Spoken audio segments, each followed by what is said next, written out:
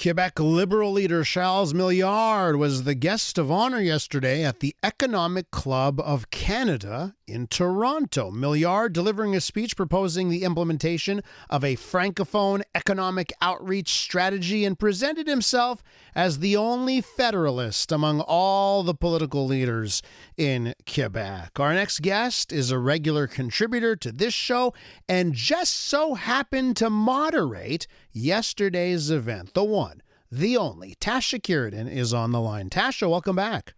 Oh, thanks, Elias. What a lead-in. Thank you. You always get the great gigs. How did you get this gig? The Economic Club asked me to do it. They apparently their president, Stephanie Gadbois, is a fan of mine, which is really nice. And they, I guess, also wanted someone who was familiar with the Quebec political scene and could ask the questions that needed to be asked in Toronto. So I did so. So it was a really, really great exchange. Did he woo the crowd? He did. He was very charming. He delivered his remarks in both languages, basically translating one to the other. Like he didn't deliver part of the speech. He delivered the entire speech in both languages. And I think the intention was really to show that he's obviously respecting French. He's a Quebec leader, but at the same time, knowing his audience, they're grade 13 or grade 12, depending when they graduated high school. French has long disappeared, so he needed to speak English to connect. Oh, yeah, and he would have been under the microscope, right? Like, I bet you the columnist at Journal de Montreal would have just loved to have done a column, Milliard speaks only English to Toronto audience, right? So he's got to be careful on that front. What about the messaging? What was the message to the crowd? Well, the message was that Ontario and Quebec were the historical heartland of Canada in terms of its development as a nation, and that we need to return to that era of cooperation versus the competitiveness, he said, that Mr. Legault had for the 8 years he was leader, of always, comparing the two provinces, and Quebec's doing better than Ontario, or Quebec needs to step up its game, that kind of thing. So he pitched this notion of cooperation.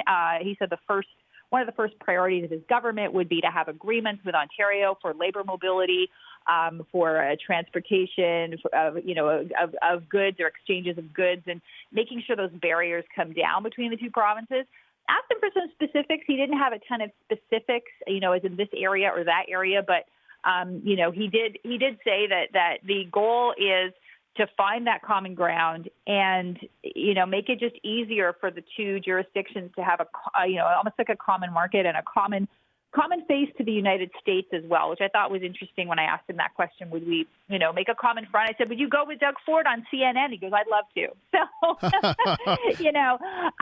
so I guess marketing both jurisdictions is the place to do business for America as well. So I have to ask you this, knowing your history of support for the guy. So I'm going to ask it this way. Take it any way you want. Is Milliard Jean Charest 2.0? Well, interesting. Well, first of all, I am not supporting anyone. I am neutral in this whole conversation. I do, however, support the Federalist cause, as you know. And in that sense, he is, on that score, I would say, yeah, he's going to, I said, will you be driving the bus for, as the only Federalist? He goes, well, I hope it doesn't come to that because he hopes he wins and there is no referendum. But if there was a referendum, if the PQ did win, he would be the Federalist leader, and he would be the Jean Charest 2.0 in that sense. I think, though, he's very different from Jean Charest in other respects. Jean Charest was always a political animal. He was a politician from a very young age. Milliard comes from the business world, and he really brings that to the table. That's his calling card, if you will. He talks that language. He talked it yesterday. And Jean Charest has become, I would say, the business guy, post-politics, but Milliard is that before. So it's a little similar, but a little different too. Anything surprise you about last night? Well, let me think. You know what? I didn't fully know what to expect in the sense of, what did surprise me was the level of interest in Toronto because, it's a tough crowd for anything Quebec or anything that's not Toronto, if you know what I mean. And not Ontario focused. It was a full room. It was, engaged audience. They listened. No one left the entire time I was there, which doesn't always happen at these things. People, duck out early. The room sat there. They had lots of questions on trade, on the relationship between the two. There was a lot of interest. So he's definitely tapped a nerve that did surprise me a little, was that level of respect, which is great. I was happy to see it.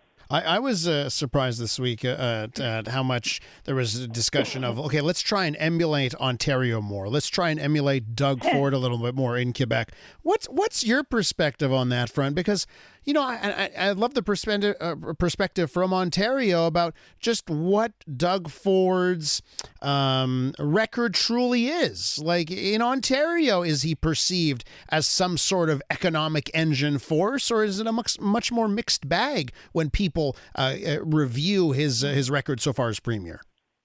Well, I think it's a bit of a mixed bag. I think he's benefited from a very weak opposition. That has been one of the issues that, you know, he like Legault during the pandemic, was seen as sort of a paterfamilias type of leader, flip-flopped on a few things around mandates and such, but generally speaking, got the province through.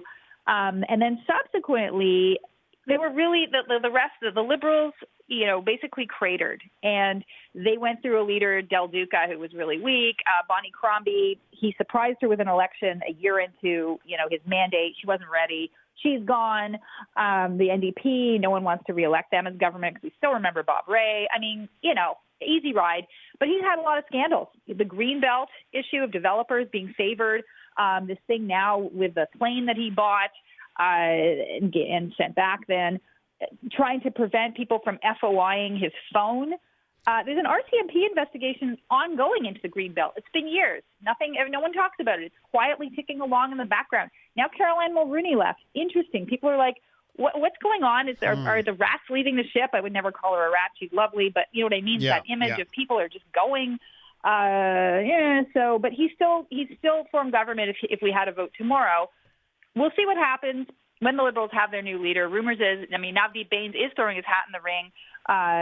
That's not, you know, the smoothest sailing, but still, he is a figure who could command votes, especially in the outskirts of the GTA. So I'm thinking where he's pretty strong. So, and as we know, you know, it all depends on who the competition is, right? Exactly. That matters a lot. Totally does. Let's wrap up with this. Back to Charles Milliard.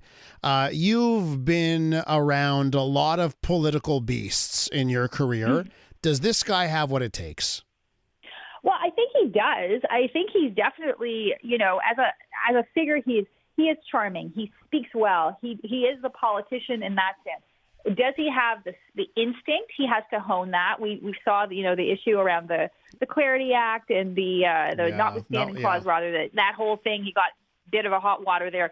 He's got to learn to avoid missteps. You do that by practicing. He hasn't been on the job that long. He's going to be thrown into a campaign, so he's got to practice as much as possible. But I definitely think he has what it takes to be successful. Will he win? I will not make any predictions for October, but I think he definitely has a shot. Definitely, he is a force to contend with, and his performance yesterday confirmed that. Tasha, you're great. As I said off the top, you come back anytime, okay? Oh, thanks, Elias. Bye-bye. Tasha Kheiriddin right there, writer, commentator. You can read her words in the National Post and on her Substack. I'm Luke Wilson. Join me each week for Film Never Lies. Since retiring from the NFL, I've had a lot on my mind, and now I've got my own show. So if you're tired of lazy takes, if you want honest conversations, join us each week. Film Never Lies, available on all TSN platforms and the iHeartRadio app.